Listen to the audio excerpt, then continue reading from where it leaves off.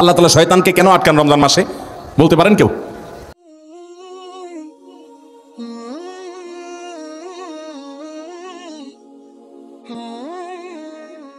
কেন আটকায়? একটা উপমা নেন। আমাদের বাসা বাড়িতে আমাদের ছেলে মেয়েরা প্রায় সময় পিঠাপিঠি যখন হয়, ভাই বোন পোলাপান মারামারি করে কি করে না, হাতাহাতি করে কি করে না। সাধারণত পিচ্চিটা বড় ভাইয়ের সাথে গন্ডগোল করে, পারবে না বড় ভাইয়ের সাথে, তাও করে। এই গন্ডগোল করতে গিয়ে প্রত্যেকবার বড়টার হাতে পিচ্চিটা মার খায়, ঠিক না ঠিক? তাও তেড়ামি করে, আবার মার খায়।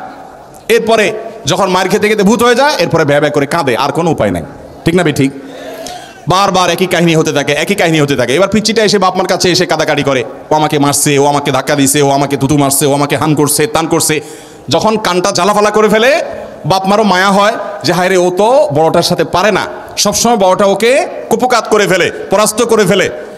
তো এই জন্য মা বাপ মায়া করে অনেক সময় বড়টারে ধরে।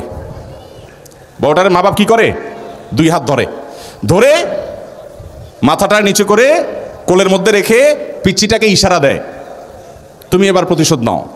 পিচ্চিটা তখন ওই চান্সে পিঠের উপরে কয়েকটা মেরে তার মনের ঝাল মিটাই ফেলতে পারলে, এবার মা বাবার পিচ্চিটা ইশারা দেয়, পালায় যাও, নাই হয়ে যাও।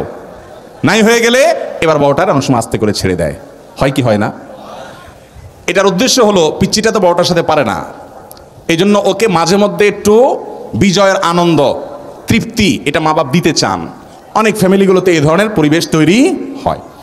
আমাদের মধ্যে মানুষ এবং ইবলিস জন্ম কার আগে? শয়তানের জন্ম আগে না মানুষের জন্ম আগে? তাহলে শয়তান বড় আর আমরা ছোট।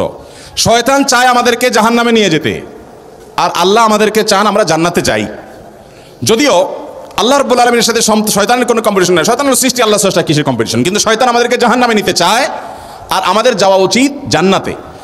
শয়তান আমাদেরকে জাহান্নামে নেওয়ার জন্য সে বিভিন্ন সময় আমাদেরকে দিয়ে অপকর্ম করায়, আমরা অপকর্ম করে ফেলি, করার পর আবার আফসোস হয় আমি গুনাহটা করলাম, আমি অন্যায়টা করলাম।